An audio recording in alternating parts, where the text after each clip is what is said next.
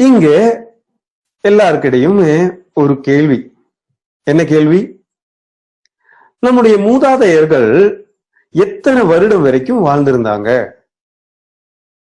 நம்ம கேள்விப்பட்டிருக்கோம், நம்முடைய பாட்டர்களும் முப்பாட்டர்களும் 100, 120 வயது வரை வாழ்ந்ததாக சரித்திரம் சொல்கிறது இல்லையா? நம்முடைய தாத்தா 100 வயது வரைக்கும் வாழ்ந்தார். நமது அப்பா அம்மா அவங்களுடைய காலகட்டத்துல 70, 80 வயது வரைக்கும் வாழ்ந்தாங்க. ஆனா இன்றைய காலகட்டத்துல ஒரு மனிதனுடைய ஆயுள் காலமானது எவ்வளவு உங்க அனைவருக்குமே தெரியும், 50 அல்லது 60. பாருங்கள், இன்னும் ஒரு தலைமுறை 2 தலைமுறை தாண்டும் போது இந்த ஆயுள் காலமானது குறைஞ்சுக்கிட்டே வரும் இல்லையா? அந்த நிலைமையை பத்தி நம்மளால சிந்திக்கவே முடியாது. இதற்கு என்ன காரணம்? முக்கியமா வேர்ல்டு ஹெல்த் ஆர்கனைசேஷன் என்ன சொல்லுதுன்னா, இன்றைக்கு மனிதர்களுடைய வாழும் காலமானது, ஆயுள் காலமானது குறைவதற்கு முக்கியமான காரணங்கள் லைஃப் ஸ்டைல் சேஞ்சஸ் மூலமா வந்திருக்குன்னு சொல்றாங்க. அதாவது நம்முடைய வாழ்க்கை தரத்துல வந்த மாற்றங்கள் தான் இன்றைக்கு இந்த அளவுக்கு இறப்பு விகிதமானது அல்லது ஆயுள் காலமானது குறைவதற்கு முக்கியமான காரணமாக சொல்லப்படுகிறது. எப்படி எல்லாம் குறையுது பாருங்க. நம்ம உண்ணக்கூடிய உணவுல தினமும் என்னென்ன சத்துக்கள் வேணும் தெரியுமா? அதாவது நம்ம உண்ணக்கூடிய உணவுல நிறைய கார்போஹைட்ரேட் தேவை, புரதம் தேவை, வைட்டமின்கள் தேவை, மினரல்கள் தேவை, கொழுப்பு சத்துக்கள் தேவை. இந்த மாதிரி அன்றாட நம்ம சிறப்பாக செயல்படுறதுக்கு நிறைய சத்துக்கள் தேவை இல்லையா? இது எல்லாமே நம்ம உண்ணக்கூடிய உணவுல கிடைக்குதா? பழைய காலத்துல என்ன உணவு உண்டு வந்தாங்க? கம்பு, சோளம், விறகு, திணை, ராகி, இப்படிப்பட்ட உணவுகளை தானே உண்டு வந்தாங்க. அதே போல பழைய காலத்துல வயக்காட்டுல வேலை பார்த்தாங்க. ஒரு நாளைக்கு 8 மணி நேரம் 9 மணி நேரம் வேலை பார்த்தாங்க. வெயில்ல வேலை பார்த்திருந்தாங்க. இதெல்லாமே உடம்புக்கு ரொம்ப நல்லதாக இருந்தது. உடற்பயிற்சி சிறப்பாக கிடைச்சது அவங்க பார்த்த வேலையில. அம்மியில அரைச்சாங்க, ஆட்டாங்கல்லுல ஆட்டுனாங்க, தொடப்பு எடுத்துக்கிட்டு கூட்டுனாங்க. ஆனா இன்னைக்கு அந்த வேலையெல்லாம் யாரு பாக்குது? எல்லாமே மிஷின் பாக்குது. அம்மியோட வேலை மிக்சி பாக்குது, ஆட்டாங்கல் வேலை கிரைண்டர் பாக்குது, தொடப்போட வேலை வாக்யூம் கிளீனர் பாக்குது. அதே போல துவைக்கக்கூடிய கல்லினுடைய வேலை, துவைக்கிற வேலை வாஷிங் மிஷின் பாக்குது. இப்படி பழைய காலத்துல பார்த்த எந்த வேலையும் இல்லை. ஆனா பழைய காலத்துல சாப்பிட்டா சத்தான உணவுகளும் இல்லை. நிச்சயமாக என்னாகும்? அதாவது ஆயுர்வேதத்துல ஒண்ணு சொல்லுதுங்க. என்ன சொல்றாங்க அப்படின்னா, உணவே மருந்து. என்ன சொல்றாங்க ஆயுர்வேதத்துல? உணவே மருந்து. அந்த மாதிரி நம்ம பழைய காலத்துல இது கேள்விப்பட்டிருக்கோம் இல்லையா? நீங்க உண்ணக்கூடிய உணவு தான் நம்முடைய மருந்து. என்ன சொல்றாங்க? ஆரோக்கியம் போஜனாதீனம். ஆரோக்கியம் போஜனாதீனம்னா என்ன? உண்ணுற உணவு தான் உன்னுடைய ஆரோக்கியத்தை நிர்ணயிக்கும். அந்த மாதிரி பழைய காலத்துல இருக்கிற பழக்க வழக்கங்கள்ல, அவங்களுடைய உண்ணக்கூடிய உணவுகள்ல, அவங்க வாழ்ந்து வந்த வாழ்க்கை முறையில நீண்ட நாள் வாழ்ந்து வந்தாங்க. அவங்களுக்கு நோய் எதிர்ப்பு சக்தியானது அதிகமாவே இருந்தது.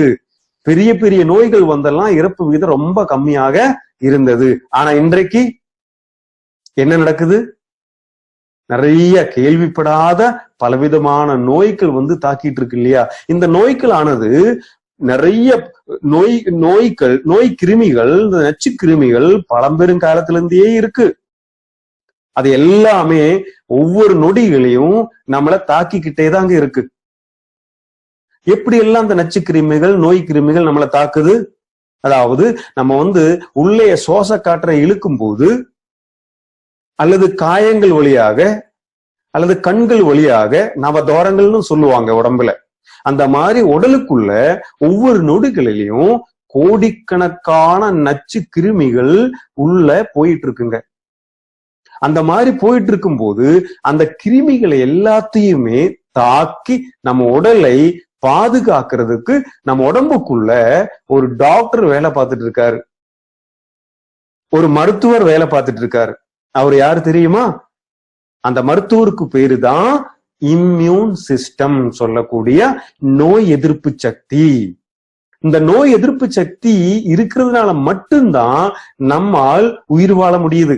பாருங்க, ஒரு இறந்த சடலம், அந்த சடலத்தை பார்த்தீங்களானால் அந்த சடலமானது ஒரு வாரம் அல்லது 2 வாரத்துக்குள்ளேயே முற்றிலும் அழுகி விடுகிறது இல்லையா? இதனால அந்த சடலத்துல நிறைய பாக்டீரியாஸ் இந்த மாதிரி நுண்ணுயிர்கள் வந்து தாக்கி அதை வந்து என்ன செய்கிறது, அதை வந்து அழித்து விடுகிறது.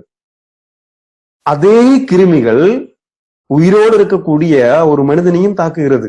என்னெல்லாம் இருக்கு?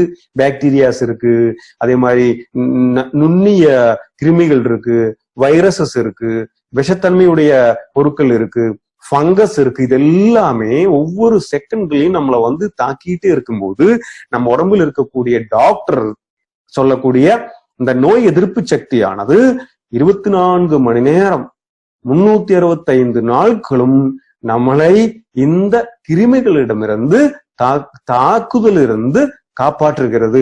காப்பாற்றுவதற்கு எதெல்லாம் செயல்படுது?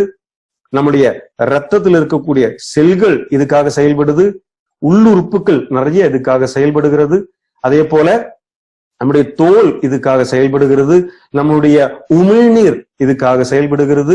இந்த மாதிரி நம்ம உடம்பு முழுதுமாக இந்த நோய் எதிர்ப்பு சக்திக்காக செயல்படுது.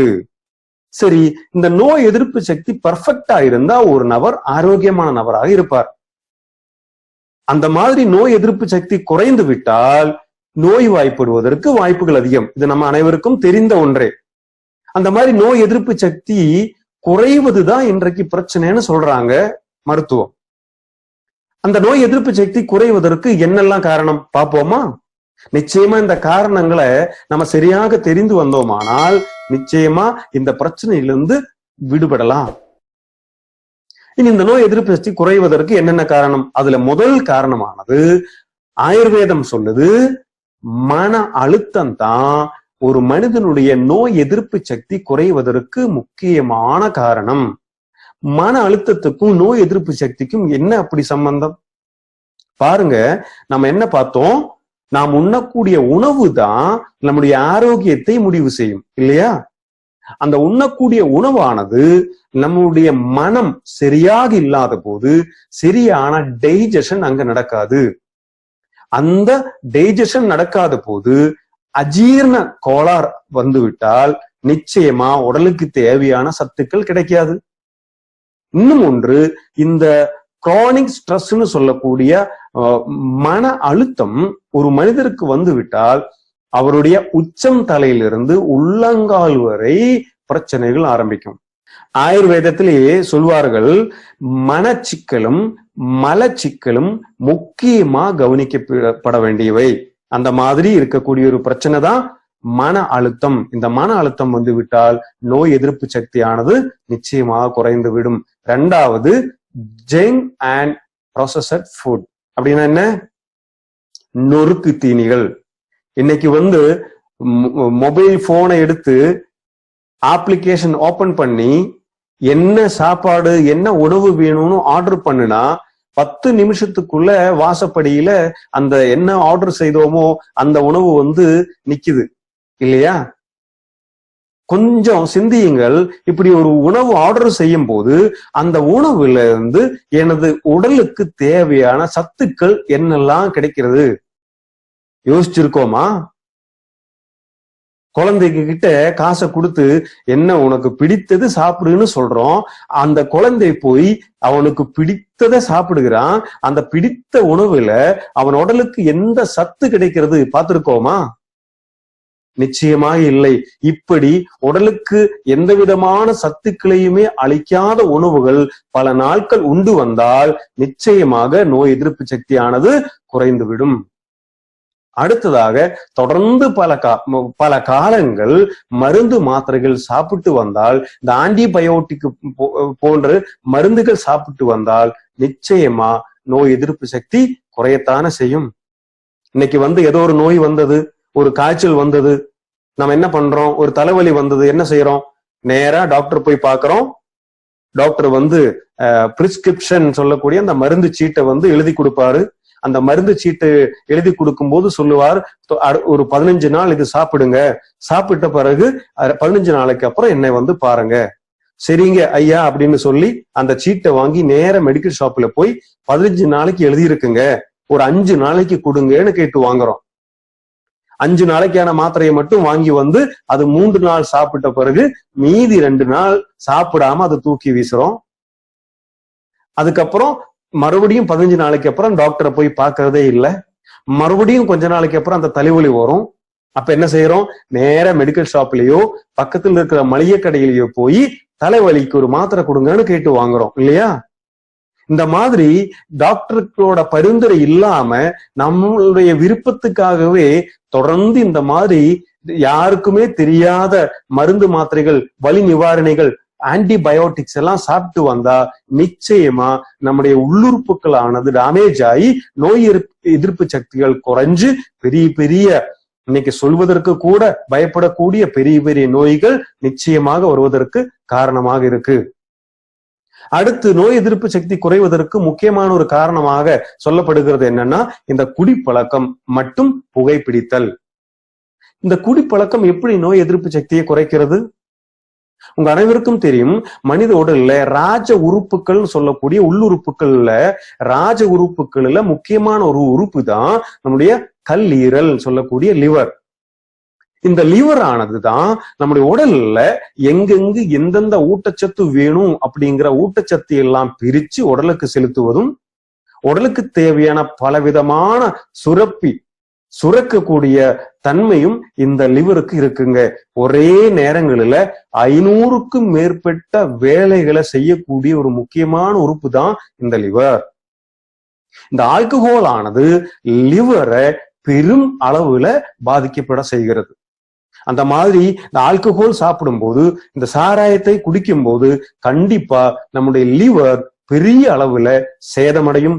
லிவர் சேதமடையும் போது சரியான சத்துக்கள் உடலுக்கு அனுப்ப வேண்டிய வேலை சரியான அளவுல நடக்காத போது நோய் எதிர்ப்பு சக்தியானது குறையத்தானே செய்யும்.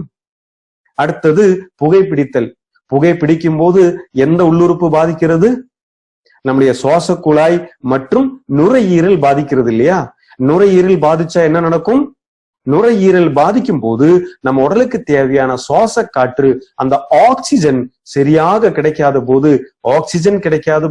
நோய் எதிர்ப்பு சக்தியானது நிச்சயமாக குறைந்து விடும். அந்த மாதிரி இந்த குடிப்பழக்கம் மற்றும் புகைப்பிடித்தல் நோய் எதிர்ப்பு சக்தியை பெரும் அளவுல குறைக்கிறது.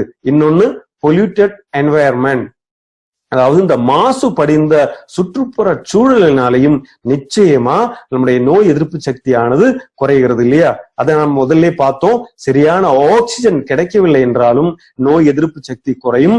ஆக்சிஜனுக்கு பதிலாக இந்த மாதிரியான நச்சு கலந்த சுவாசம்தான் சுவாசிக்கிறோம். அதனால நோய் எதிர்ப்பு சக்தி குறைகிறது. அடுத்தது தூக்கமின்மை.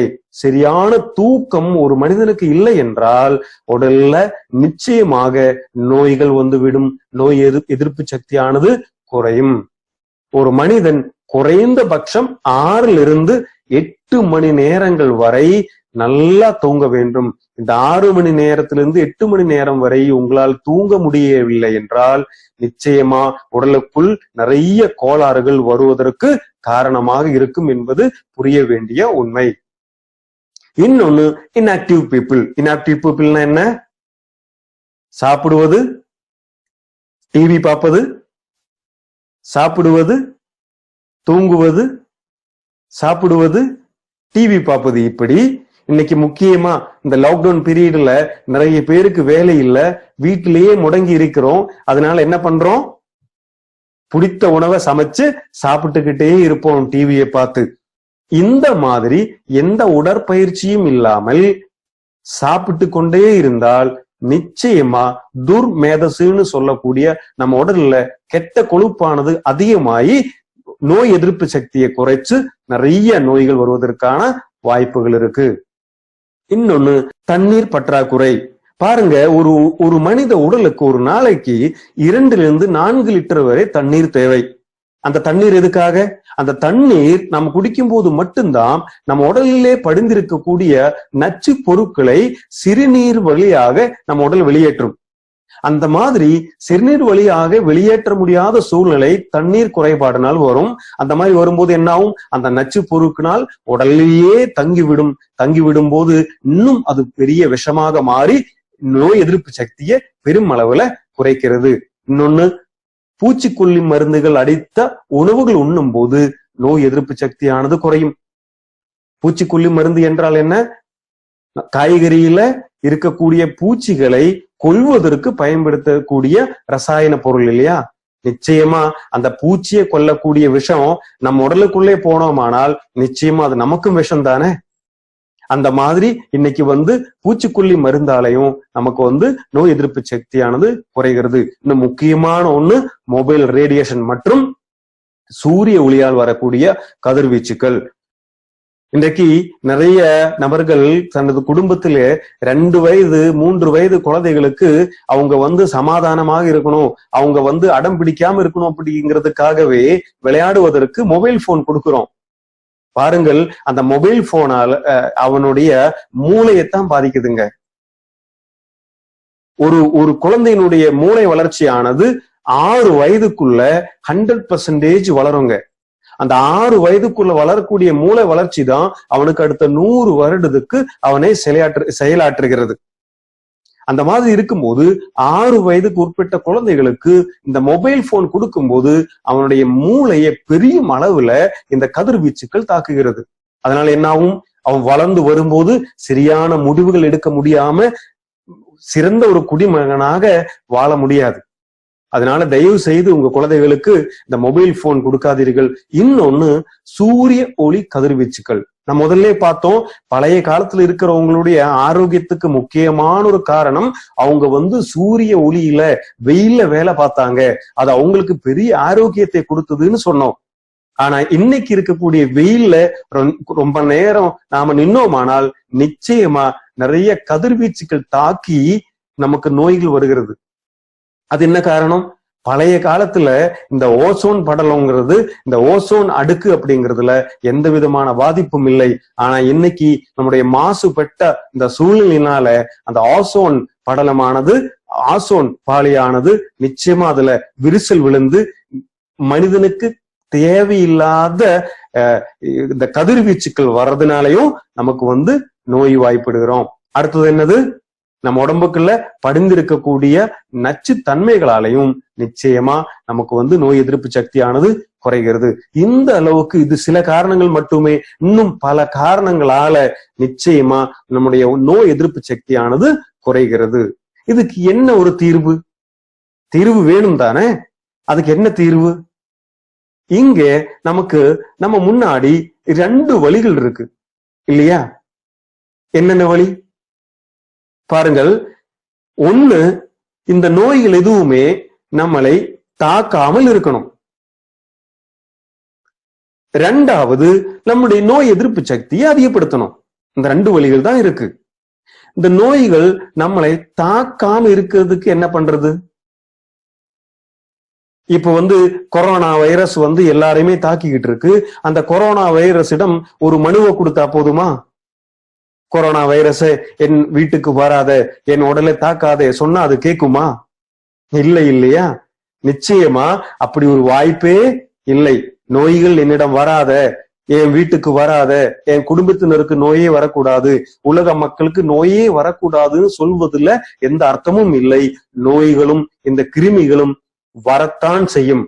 அதுக்கு ஒரே வழி, இந்த நோய் வந்தாலும் சரி, இந்த கிருமி நம்மளை தாக்கினாலும் சரி, அதை எதிர்த்து போராட நம்முடைய நோய் எதிர்ப்பு சக்தியை அதிகப்படுத்துவதே ஒரே ஒரு வழியாகும். அந்த மாதிரி நோய் எதிர்ப்பு சக்தியை அதிகப்படுத்துவதற்கு இன்னைக்கு நம்முடைய பாரதத்துல, நம்முடைய இந்தியாவுல பழைய காலத்துல இருந்தே இருக்கக்கூடிய ஒரு சிகிச்சை முறைதான் ஆயுர்வேதம். அந்த ஆயுர்வேதத்திலேயே ஒரு சிறந்த நோய் எதிர்ப்பு சக்திக்கான பொருள் தான் கவாஜ் பிராஷ், சவன பிராஷ்ன்னு சொல்லக்கூடிய அற்புதமான பொருட்கள். ஆயுர்வேதத்திலேயே அதிகமான மூலிகைகளால் உருவாக்கப்படுகிற ஒரு முக்கியமான லேகியம் தான் சவன் பிராஷ்ன்னு சொல்லக்கூடிய கவஜ் பிராஷ். இந்த அற்புதமான உற்பத்தி பொருளை பத்தி நம்ம இன்னைக்கு பார்க்க போறோம். பார்க்கலாமா? எஸ், இந்த கவஜ் பிராஷ்ன்னு சொல்லக்கூடிய உற்பத்தி பொருளை பத்தி பார்ப்பதுக்கு முன்னால் ரசாயனம் அப்படின்னா என்னன்னு தெரியணும். ரசாயனான்னு சொன்னா என்னன்னு நிச்சயமா நமக்கு தெரியணும். அப்பதான் கவஜ் பிராஷ் எப்படி எல்லாம் நம்ம உடலில் செயல்படுறது அப்படின்னு நமக்கு தெரிய வரும். ரசாயனம்னா என்ன பாருங்க. ஆயுர்வேதம் முக்கியமா கவனம் செலுத்துறது நோய் ஒரு மனிதனுடைய உடல்ல வராமல் தடுக்கிறதுக்கான நோய் எதிர்ப்பு சக்தியை அதிகப்படுத்துறதுல தான் ஆயுர்வேதம் முழு கவனத்தை செலுத்தி இருக்கு. ரெண்டாவது, அதுக்கு அடுத்து மட்டும்தான் நோய் வந்தவங்களை குணப்படுத்துறதுல கவனம் செலுத்துதுங்க. இன்னைக்கு நமக்கு சொல்லக்கூடிய இந்த சவன பிராஷ்ன்னு சொல்லக்கூடிய ரசாயனம் லேகியமானது நோய் எதிர்ப்பு சக்தியை அதிகப்படுத்துறதுக்கும் வந்த நோய்களை சரி செய்வதற்கும் ரெண்டு விதத்திலையுமே இங்க பயன்படுதுங்க. ஆயுர்வேதத்துல, ஆயுர்வேத ட்ரீட்மெண்ட்ல, ஆயுர்வேத சிகிச்சை முறையில 8 விதமான பாகங்கள் இருக்குங்க. அதுக்கு அஷ்டாங்கம்னு சொல்லுவாங்க. என்ன இந்த அஷ்டாங்கம்? 8 அங்கங்கள் அஷ்டாங்கம். அந்த அஷ்டாங்கத்துல 8 விதமான சிகிச்சை முறை, அதாவது காய, பால, கிரக, உர்தங்க, ஷால்ய, த்ரம்ஷ்ட, ஜர, விருஷா இப்படின்னு 8 விதமான ட்ரீட்மெண்ட் முறைகள், சிகிச்சை முறைகள் ஆயுர்வேதத்தில் இருக்கு. அதுல காய சிகிச்சா அப்படிங்கிறது ஒரு சிகிச்சை முறை. அது என்னன்னா இந்த ஜெனரல் மெடிசின் சொல்லுவாங்க, பொதுவான வைத்திய முறை. அதுக்கு காய சிகிச்சைன்னு சொல்லுவாங்க. அதே போல குழந்தைகளுக்கானது பால சிகிச்சா, பீடியாட்ரிக் பால சிகிச்சா. அதே போல மன ரீதியான பிரச்சனைகளுக்கான ட்ரீட்மெண்ட்டுக்கு பேரு கிரக சிகிச்சைன்னு சொல்லுவாங்க. ஷால்ய தந்திரான்னு சொன்னா இந்த சர்ஜரி, ஆபரேஷனுக்கு சொல்லுவாங்க. அறுவை சிகிச்சைக்கு ஷால்ய தந்திரான்னு சொல்லுவாங்க. அடுத்தது இந்த இஎன்டி, அதே போல நம்முடைய பல்லு சம்பந்தமான இதுக்கெல்லாம் டென்டலுக்காக சொல்லுவாங்க, தம்ஷ்ட சிகிச்சைன்னு சொல்லுவாங்க. அந்த வகையில 7வது வரக்கூடிய ஒரு சிகிச்சை முறைக்கு பேரு தான் ஜர சிகிச்சைன்னு சொல்லுவாங்க. ஜர சிகிச்சா. இந்த ஜர சிகிச்சைல ஒரு முக்கியமான ஒரு பார்ட் இருக்கு. அந்த பார்ட்டுக்கு பேரு தான் ரசாயன தந்திரம். இந்த ஜர சிகிச்சை எதுக்காக? ஜர சிகிச்சையானது ஒரு மனிதனுடைய உடல்ல நோய்கள் வராம இருக்கிறதுக்கும், அதே போல என்னைக்குமே இளமையாக இருக்கிறதுக்காக தான் இந்த ரசாயன தந்திரம் பயன்படுத்துவாங்க. இந்த ரசாயன தந்திரம் அப்படிங்கக்கூடிய ரசாயன விதி ட்ரீட்மெண்ட் முடித்து ஒருத்தர் வெளியே வந்துட்டார் அப்படின்னா அவர் பிறந்த குழந்தையை போல் ஆரோக்கியமாக இருப்பார் அப்படின்னு ஆயுர்வேதம் சொல்லுது. இந்த ரசாயன விதியானது, இந்த ட்ரீட்மெண்ட் முறையானது தொடர்ந்து 60 அல்லது 90 அல்லது 100 அல்லது 120 இப்படி நாட்கள், 90 நாட்கள்ல இருந்து 120 நாட்கள் வரை தொடர்ந்து நடக்கக்கூடிய ஒரு சிகிச்சை முறைக்கு பேரு தான் ரசாயன விதின்னு சொல்றோம். அந்த ரசாயன விதியில முக்கியமான ஒரு உணவு தான், சிகிச்சை முறைக்கு தான் இந்த லேகியங்கள் அப்படின்னு சொல்லி கொடுப்பாங்க.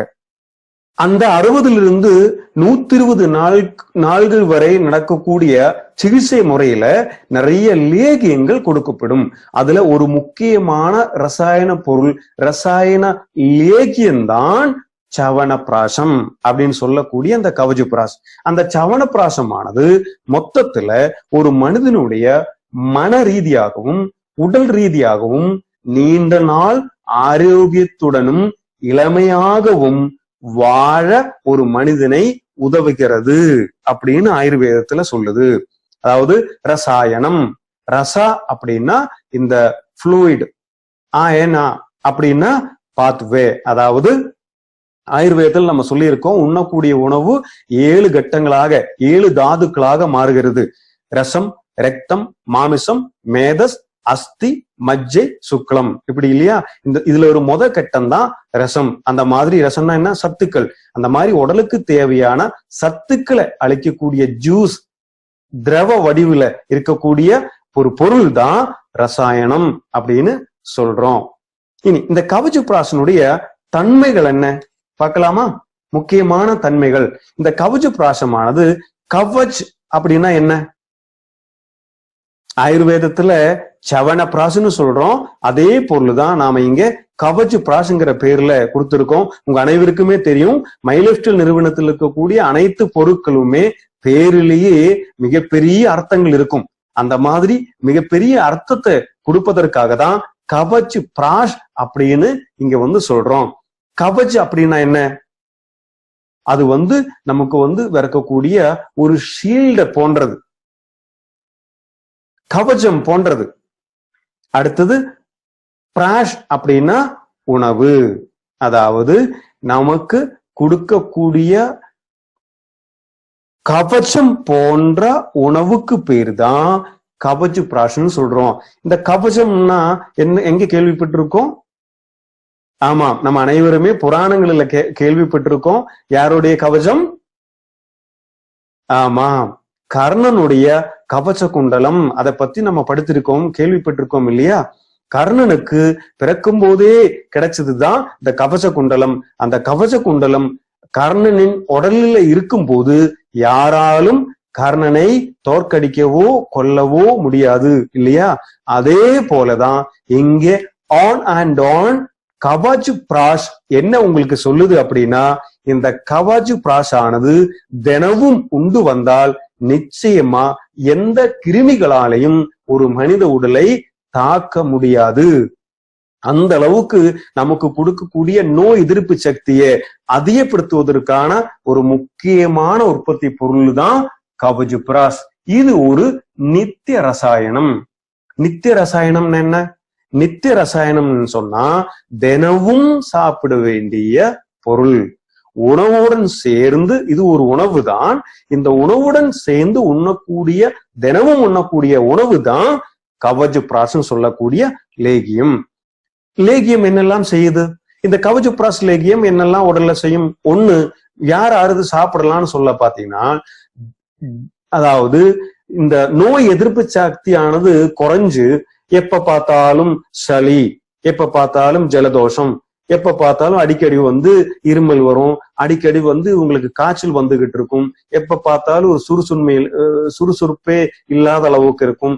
இந்த மாதிரி இருக்கக்கூடிய நோய் எதிர்ப்பு சக்தி குறைந்த நபர்கள் கட்டாயமாக சாப்பிட வேண்டிய ஒரு முக்கியமான உற்பத்தி பொருளுக்கு பேரு தான் கவச் பிராஷ். இதுல நம்முடைய உடல்ல நோய் எதிர்ப்பு சக்தி அதிகப்படுத்துவதற்கான நிறைய மூலிகைகள் பயன்படுத்தி இருக்குங்க. அதான் போலி ஹெர்பல் ஃபார்முலேஷன் சொல்லக்கூடியது.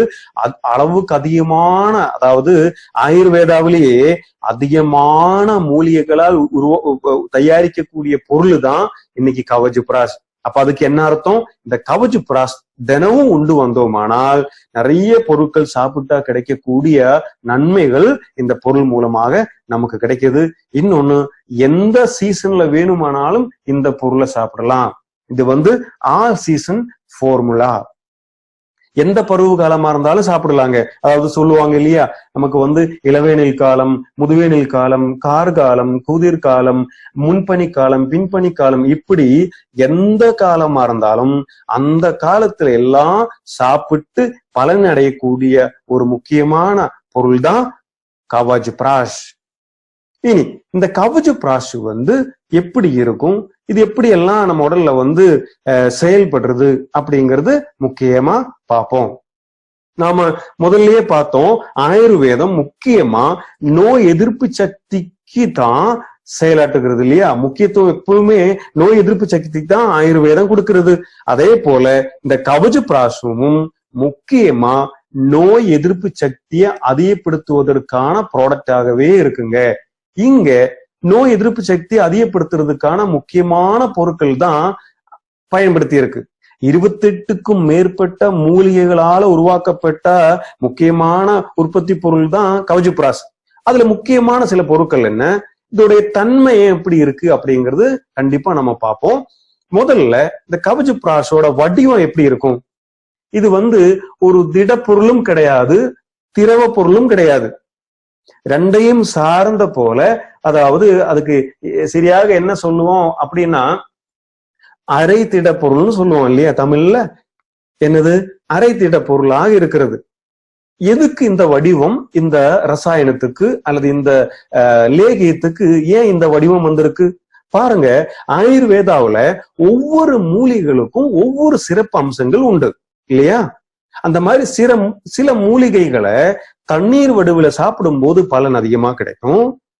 சில மூலிகைகளை பவுடர் வடிவில சாப்பிடும் போதுதான் பலன் அதிகமா கிடைக்கும். அதனால இது பவுடர் வடிவமா மாத்தும் போது தண்ணீர் வடிவில சாப்பிட்டா கிடைக்கக்கூடிய நன்மைகள் குறைந்துவிடும். தண்ணீர் வடிவில சாப்பிடும் போது பவுடர் வழியில சாப்பிடக்கூடிய தன்மைகள் குறைந்துவிடும். அப்படிங்கிறதுக்காகவே ரெண்டையும் சேர்த்து இருக்கக்கூடிய இந்த அரை திட வடிவில இந்த லேகியத்தை அமைச்சிருக்குங்க ஆயுர்வேதம். இதுல முக்கியமா பயன்படுத்தி இருக்கக்கூடிய மூலிகைகளானது என்னன்னு பாப்போமா? என்னென்ன இங்க பயன்படுத்தி இருக்கு? இது முதல்ல பயன்படுத்தி இருக்க பொருள் நெல்லிக்கனி, நெல்லிக்காய். அடுத்தது அமுக்கிர கிழங்கு, தண்ணீர் விட்டான் கிழங்கு, கூவிலம் சொல்லக்கூடிய வில்வம், அதே போல நாகமரம், அதே போல இந்த கேசரின்னு சொல்லக்கூடிய குங்குமப்பூ. இப்படின்னு நான் முதல்ல சொன்னோம். 28க்கும் மேற்பட்ட மூலிகைகளால் இங்க பயன்படுத்தி இருக்கு. இதுல அதிகமா பயன்படுத்தி இருக்கிறது எந்த மூலிகை அப்படின்னு பாத்தீங்கன்னா நெல்லிக்காய். இதனால நெல்லிக்காய் இங்க அதிகமா பயன்படுத்தி இருக்கு. இன்றைக்கு நெல்லிக்காய் அதிகமா இந்த பொருள்ல இருக்குன்னு சொல்வதற்கு என்ன காரணம்? உங்களுக்கு அனைவருக்குமே தெரியும், உலகிலேயே அதிகமான வைட்டமின் சி அப்படின்னு சொல்லக்கூடிய நோய் எதிர்ப்பு சக்திக்கு மிகப்பெரிய அளவுல உதவிகரமா இருக்கக்கூடிய வைட்டமின் இருக்கக்கூடிய ஒரே ஒரு காய்கனி, அதுக்கு பேரு தான் நெல்லிக்காய். அந்த நெல்லிக்காய் தான் இங்க அதிகமா பயன்படுத்தி இருக்கு. நிச்சயமா இன்றைய கால சூழ்நிலையில, இன்றைய காலகட்டத்துல நோய் எதிர்ப்பு சக்தி முக்கியமான காலகட்டத்துல நம்ம வாழ்ந்துட்டு இருக்கிறதுனால நிச்சயமா இந்த கவஜுப்ராசன் சொல்லக்கூடியது நோய் எதிர்ப்பு சக்தியை உருவாக்குவதற்கு அனைத்து நபர்களும் நிச்சயமா சாப்பிட வேண்டிய ஒரு முக்கியமான பொருள். சரி, இந்த கவஜுப்ராசானது, இந்த சவனப்பிராசமானது எப்படி உருவாக்கப்பட்டது? பல்லாயிரக்கணக்கான வருடங்களுக்கு முன்னேவே தோன்றிய ஒரு அற்புதமான உருவாக்கப்பட்ட லேகியம் தான் அந்த சவனப்பிராஷ். சரி, இந்த சவனப்பிராஷ் எப்படி இந்த பூமியில தோன்றியது, எப்படி உருவாக்கப்பட்டது, அதை ஒரு கதை மூலமாக பார்ப்போமா? நிச்சயமா கதைன்னு சொன்னா நம்ம அனைவருக்கும் பிடிக்கும் இல்லையா? அந்த மாதிரி சவனப்பிராஷ்ன்னு சொல்லக்கூடிய இந்த கவஜுப்ராஷ் எப்படி பண்டைய காலத்துல உருவாக்கப்பட்டது அப்படின்னு ஒரு கதை மூலமாக நம்ம பார்க்க போறோம். அதாவது பண்டைய காலத்துல சவண மகர்ஷின்னு சொல்லக்கூடிய ஒரு மிகப்பெரிய முனிவர் வாழ்ந்து வந்தார். அவர் கடவுளை வேண்டி தவம் இருந்தார். பல வருடங்கள் தவம் ஒரே இடத்துல உட்கார்ந்துகிட்டே இருக்கும்போது நிச்சயமா அவர் மேல இந்த எறும்பு புற்றை போன்ற புற்று உருவாகும் இல்லையா? அப்படி இவருடைய உடம்புலையும் அந்த புற்று உருவாகி கண்கள் மட்டுமே வெளிப்பட்டது. அந்த கண்கள் ஜொலிச்சுக்கிட்டே இருக்கும்போது அது வழியாக வந்த ஒரு சுகன்யான்னு சொல்லக்கூடிய இளவரசி இத பாக்குறாங்க. அவங்களுக்கு புற்றை பத்தி எதுவுமே தெரியல, பளபளப்பா இருக்கக்கூடிய கண் மட்டும்தான் தெரியுது. என்ன பண்றாங்க, இது என்ன இப்படி பளபளப்பா இருக்குன்னு சொல்லி அந்த கண்களை குச்சியால குத்துகின்றார். கண்களை குச்சியால குத்தும் போது அவருடைய கண், இரண்டு கண்ணுமே பார்வை இழந்து குருடனாக மாறுறாரு. இதை தெரிந்த இந்த இளவரசியோட அப்பா நிச்சயமா இப்படி ஒரு முனிவரை எப்படி செய்தேன்னு சொல்லி அந்த முனிவரிடம் மன்னிப்பை கேட்டு அடுத்து அந்த குருவை, அந்த முனிவரை பணிவடை செய்வதற்காக அந்த குருவுக்கு திருமணம் செய்து வைக்கிறாங்க. அதுக்கப்புறம் ரொம்ப வருடங்கள் அவங்க ரொம்ப சந்தோஷமா வாழ்ந்துட்டு இருக்கும் போது அஸ்வினி இளவரசர்கள் சொல்லக்கூடிய 2 இளவரசர்கள் இவங்க வந்து கடவுள்களுக்கு ட்ரீட்மெண்ட் செய்யறவங்க.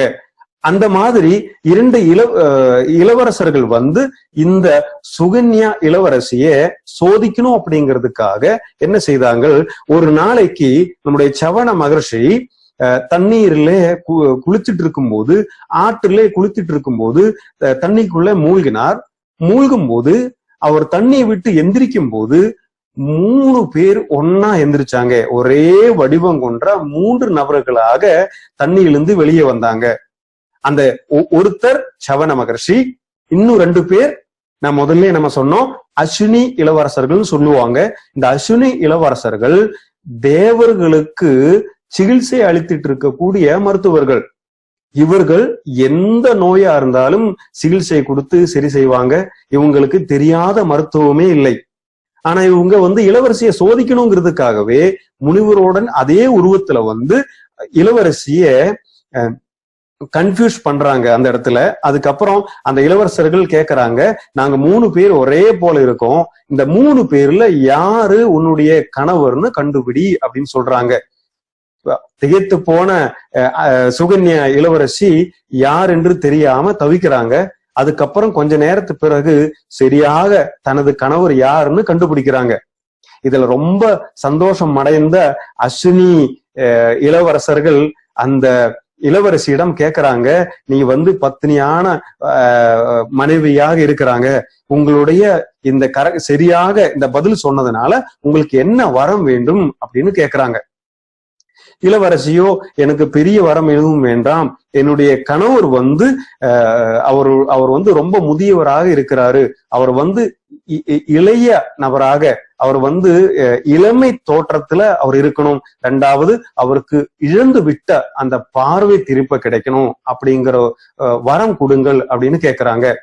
அதுக்கோ இந்த அஸ்வினி இளவரசர்கள் என்ன சொல்றாங்க, நிச்சயமாக அந்த மாதிரி பழைய போல அவர் வந்து இளமையாகவும் கண் பார்வை திருப்பி கிடைப்பதற்காக இதை நீங்க தினமும் அவருக்கு வந்து சாப்பாடுல இந்த மருந்தை கொடுங்கள்னு சொல்லிட்டு அவங்களுக்கு வந்து ஒரு லேகியத்தை உற்பத்தி செஞ்சு கொடுக்கறாங்க. அந்த லேகியத்தை இந்த இளவரசர்கள் இளவரசி கிட்ட கொடுக்கும்போது அந்த லேகியம் தொடர்ந்து சாப்பிட வந்ததுனால சவண மகர்ஷியானது, இந்த சவண முனிவரானது தொடர்ந்து சாப்பிட வந்ததுனால அவர் இளமை உடையவராக அந்த இளமை பருவத்துக்கு திரும்ப போனார் மற்றும் அவருக்கு கண் பார்வை திரும்ப கிடைத்தது அப்படிங்கிறதாவும் இந்த கதையோட அர்த்தம். பாருங்கள், அந்த காலத்துல இருந்து எவ்வளவு வயதான நபராக இருந்தாலும் அவரோட இளமை பருவத்துக்கு திரும்பி போறதுக்கும் அவருக்கு இருக்கக்கூடிய பிரச்சனைகளை தீர்ப்பதற்கும் எதை பயன்படுத்தி வந்தாங்க, இந்த சவண பிராசன் சொல்லக்கூடிய இந்த கவஜ பிராசை பயன்படுத்தி வந்தாங்க. இந்த அளவுக்கு ஒரு மனிதனுடைய உடலில் செயல்படக்கூடிய உற்பத்தி பொருளாக இந்த பொருள் மாறுவதற்கு என்ன காரணம்? நிச்சயமா அதுக்கு என்ன காரணம்? அதுதான் அந்த பொருள்ல பயன்படுத்தி இருக்கக்கூடிய மூலிகைகள் தான் காரணம். ஒவ்வொரு மூலிகைகளுக்கும் ஒவ்வொரு தன்மைகள் நிச்சயமாக இருக்குங்க. அது என்னன்னு பாப்போமா? முதல்ல இதுல பயன்படுத்தி இருக்க மூலிகை நம்ம முதல்ல பார்த்தோம், நெல்லிக்கனி. நெல்லிக்காய் தான் முதல்ல இங்க பயன்படுத்தி இருக்கக்கூடிய மூலிகை. நெல்லிக்காயினுடைய சிறப்பு அம்சங்கள் என்ன நம்ம அனைவருக்குமே தெரியும். ரிச்சான வைட்டமின் சி இருக்கு இதுல.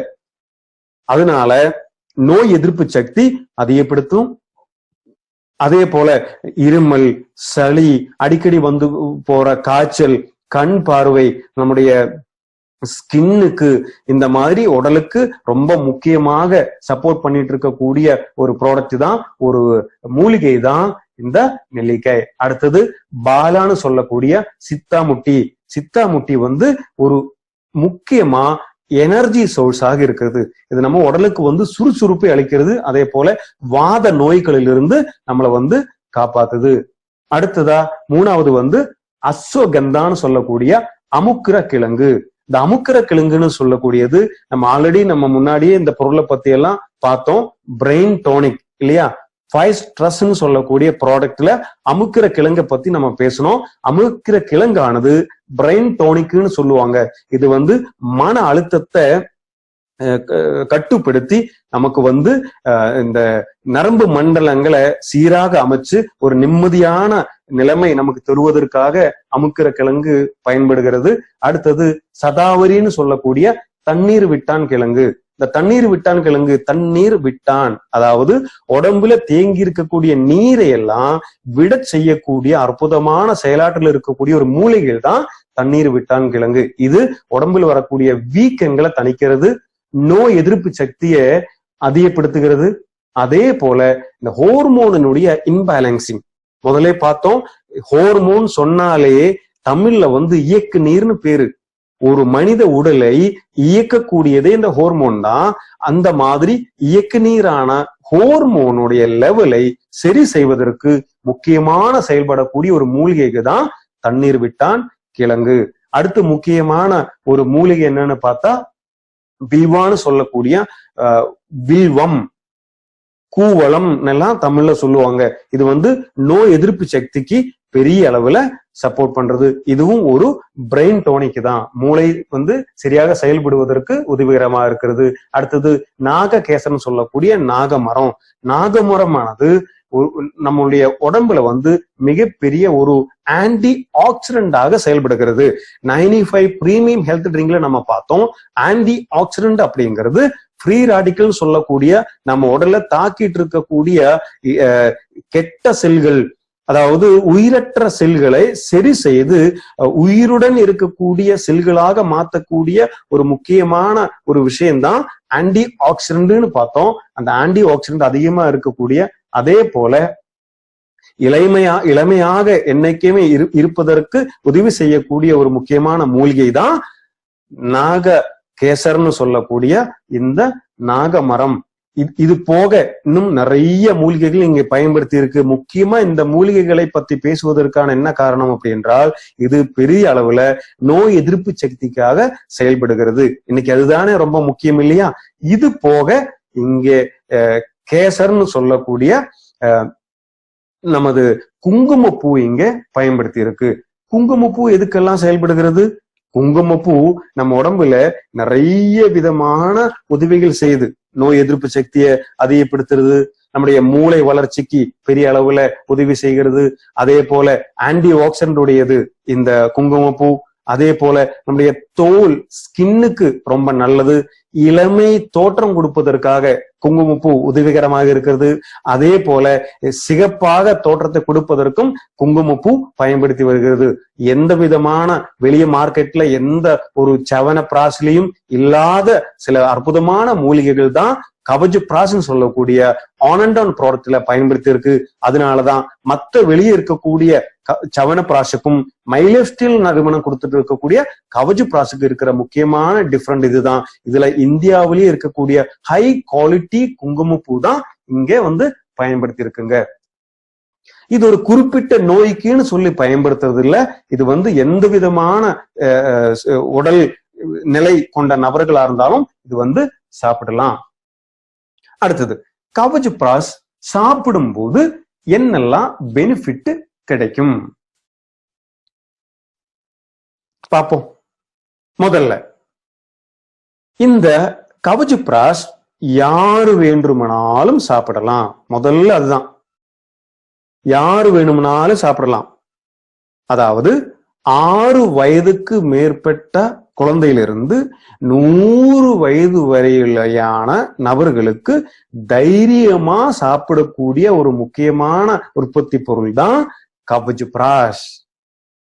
அதே போல இந்த சின்ன குழந்தைகளுக்கெல்லாம் பாத்தீங்கன்னா ஒரு 5 வயசு 6 வயதுக்கு மேற்பட்ட குழந்தைகளுக்கு அடிக்கடி இந்த சளி வரும் இல்லையா? பார்த்திருக்கோம் நம்ம.